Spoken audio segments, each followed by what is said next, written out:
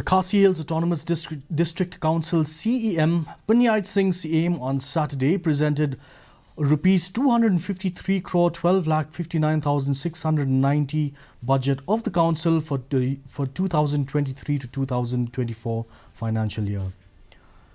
The estimated revenue was pegged at 253 crores 12 lakhs 4,610, making it a 55,080 rupee deficit budget. Delivering his budget speech during the ongoing summer session, CEM informed that the state government in the previous years 2020 to 2021 and 2021 to 22 has released the funds earmarked through the 15th Finance Commission. He further informed that the council has received the second installment of the funds through the 15th Finance Commission of the year 2020 to 21 in 2022 to 23, besides the first installment of the year 2020 to 21.